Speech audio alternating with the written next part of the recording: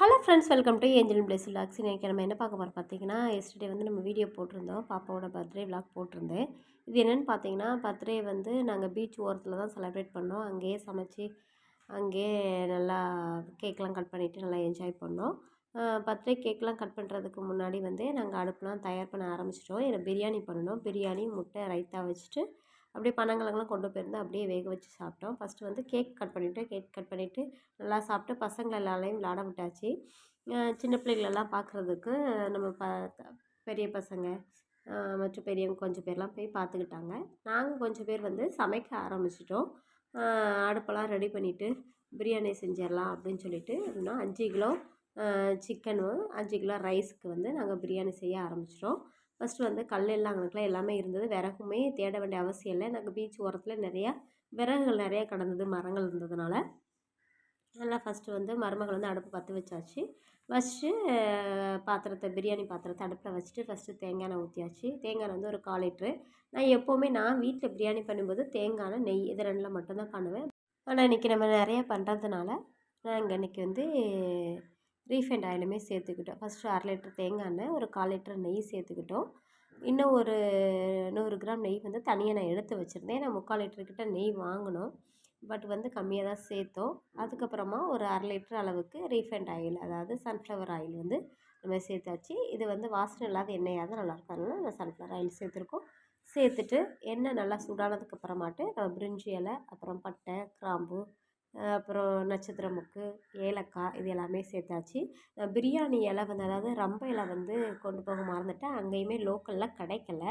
So அதுக்கப்புறமா நாங்கள் வந்து 1 கிலோ வந்து ஆனியன் வந்து கட் பண்ணி வச்சுருந்தோம். அதில் வந்து பாதியை வந்து சேர்த்தாச்சு. சேர்த்துட்டு அது நல்லா முருவலாக வந்த பிறகு நம்ம பிரியாணிலாம் ரெடி ஆனதுக்கப்புறம் தம் போடுறதுக்கு முன்னாடி ஸ்ப்ரெட் பண்ணி விட்டதுக்காக கொஞ்சம் ஆனியன் வந்து ஃப்ரை பண்ணி எடுத்து வைக்கிறதுக்காக ஃபஸ்ட்டு ஆனியன் சேர்த்துட்டு, இன்னும் ஒரு பாதி அளவு ஆனியன் வந்து நாங்கள் கையில் வச்சுருந்தோம். ஃபஸ்ட்டு நல்லா எண்ணெயில் வந்து நல்லா ஆனியன் பொரிஞ்சதுக்கப்புறமா மொறுமொறு வந்ததுக்கப்புறமா ஓரளவு வெங்காயத்தை தனியாக எடுத்து வச்சுட்டேன். வச்சதுக்கப்புறமாட்டு கட் பண்ணதானே மிச்ச வெங்காயத்தையுமே சேர்த்துட்டு நல்லா கிளறி விட்டுட்டோம். அதுக்கப்புறமாட்டு தக்காளி வந்து ஒரு 3/4 கிலோ அளவு எடுத்து வச்சுருந்தேன். இன்னும் கொஞ்சம் புளிப்பு இருந்தால் தான் நல்லாயிருக்கும். தயிர் வேறு சேர்க்க போகிறோம். அந்த 3/4 கிலோ அளவு நல்லா தக்காளி பழத்தை கட் பண்ணி அதையும் சேர்த்தாச்சு. சேர்த்துட்டு நல்லா கிளறி விட்டாச்சு. தக்காளி கொஞ்சம் நல்லா வெந்து வர்றதுக்காக கொஞ்சம் உப்பு நாங்கள் வந்து சேர்த்துக்கிட்டோம். சேர்த்துட்டு அதை நல்லா வதக்கி விட்டாச்சு.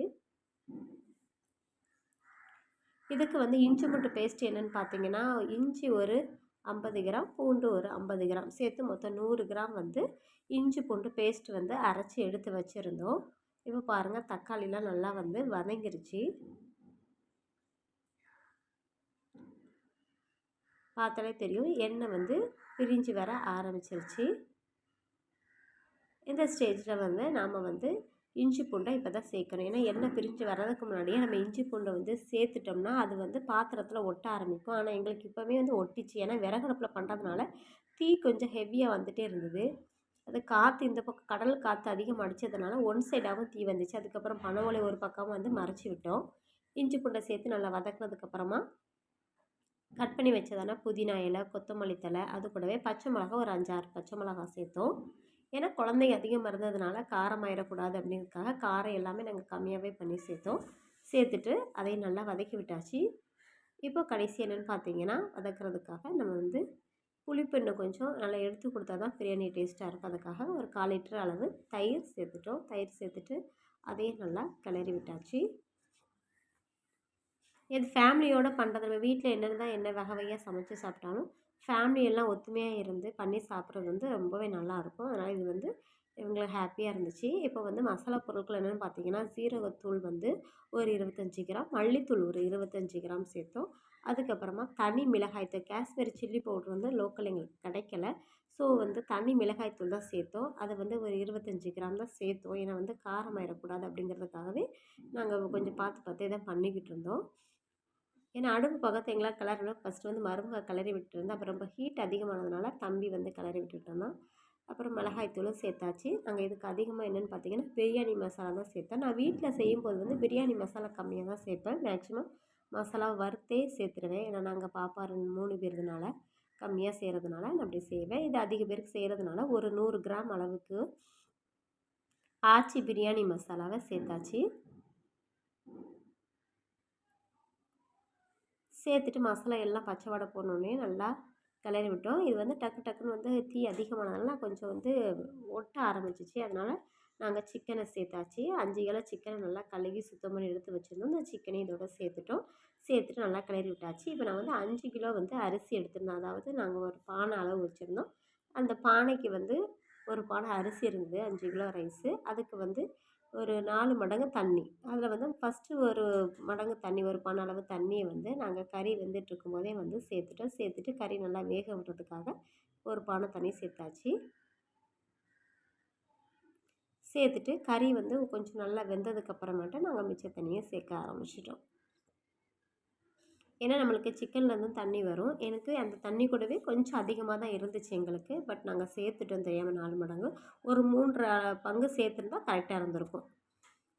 இப்போ வந்து தண்ணி எல்லாமே சேர்த்தாச்சு. சேர்த்ததுக்கப்புறமா நம்ம பிரியாணிக்கு தேவையான அளவு உப்பை வந்து இப்போ சேர்த்துடலாம். கடைசியில் நம்ம அரிசிலாம் சேர்த்து கொதித்து வரும்போது திரும்ப லாஸ்ட்டாக கூட நம்ம செக் பண்ணிவிட்டு திரும்ப உப்பு சேர்த்துக்கலாம். இப்போ எங்களுக்கு கரண்டிட்டு வந்து அது ரொம்ப கிளற முடியல. ரைஸ்லாம் சேர்த்ததுக்கப்புறமா அந்த சிக்கன்லாம் தண்ணி அதிகமாகிடுச்சு.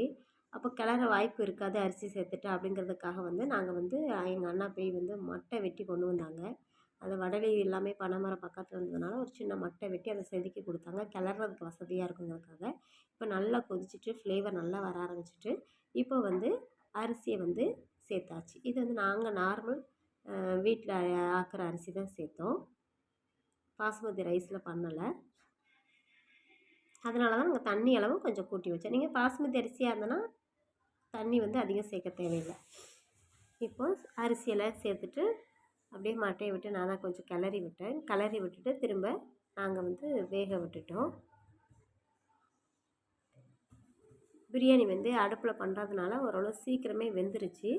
அதுக்கப்புறம் அண்ணி கொஞ்சம் கிளறி விட்டாங்க. கிளறி விட்டுட்டு நாங்கள் என்ன செய்ய ஆரம்பிச்சிட்டோம், ஃபஸ்ட்டு பொரித்து எடுத்ததான வெங்காயத்தை, அதுக்கப்புறம் கொஞ்சம் மல்லி, புதினா, அப்புறம் நெய் இதெல்லாம் மேலே வந்து ஸ்ப்ரெட் பண்ணி விட்டுட்டு அப்படியே டபராவை கீழே இறக்கி வச்சுட்டு நாங்கள் தம் போட்டுட்டோம். தம் போட்டுட்டு சாப்பாடு வந்து ஒரு 15 நிமிஷத்தில் தம் வந்து தயாராகிட்டு குழந்தைங்களுக்கு எல்லாத்துக்குமே பீச்சில் விளையாண்டுக்கிட்டு இருந்தாங்க. கூப்பிட்டு எல்லாம் கை கால்லாம் அலம்ப சொல்லிட்டாங்க.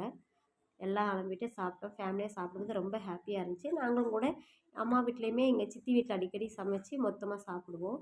நியூ இயர்க்கு கூட சமைச்சோம். அதுக்கப்புறம் பாப்பா பர்த்டேக்கு ஒரு முறை சமைச்சு சாப்பிட்டோம். அதெல்லாம் வந்து ஃபேமிலியோடு சாப்பிடும்போது அது டேஸ்ட்டு கம்மியாக இருந்தால் கூட நம்மளுக்கு டேஸ்ட்டாக தான் இருக்கும். ஏன்னா எங்களுக்கு அதில் கொஞ்சம் உப்பு கம்மியாக இருந்தது. நான் அரிசி சேர்த்த பிறகு கொஞ்சம் உப்பு போட்டேன். அப்படி இருந்துமே கொஞ்சம் பத்தாமல் இருந்தது. இன்னும் கொஞ்சம் உப்பு போட்டால் இன்னும் டேஸ்ட்டாக இருந்திருக்கும். பிரியாணி ரொம்ப நல்லாவே வந்துருந்துச்சு. இப்போயே நெய் எல்லாம் சேர்த்தாச்சு. சேர்த்துட்டு அண்ணா அண்ணி 2 பேரும் தூக்கி கீழே வச்சுட்டு தம் போட்டுட்டாங்க. ஏன்னா நம்மளுக்கெல்லாம் இது அசைக்க கூட முடியாது. அந்தளவுக்கு வெயிட்டு வெக்க வேறு அதிகமாக இருந்தது அடுப்புனால. தம் போட்டுட்டு அப்புறம் எல்லாத்துக்குமே ஒரு 50 முட்டை வந்து வேக வச்சுருந்தோம். மொத்தம் 43 பேர்கிட்ட இருந்தோம். இன்னும் ஃபேமிலியில் நிறைய பேர் வரல. வந்தால் வந்து இன்னும் ஹாப்பியாக இருந்திருக்கும். அப்புறமா கொஞ்சம் நேரம் பிள்ளைங்களை விளையாட விட்டு சாப்பிட வச்சுட்டு அப்படியே வீட்டுக்கு கூப்பிட்டு போயிட்டோம். அப்படியே சாப்பிட்டு முடிச்சுட்டு வேக வச்ச கிழங்கையும் சாப்பிட்டுட்டு அப்படியே ஒரு 4 மணி பக்கம் எல்லாருமே வீட்டுக்கு கிளம்ப ஆரம்பிச்சிட்டோம். வீடியோ பிடிச்சிருந்தா லைக் பண்ணுங்கள். அடுத்த வீடியோவில் சந்திப்போம். நன்றி, வணக்கம்.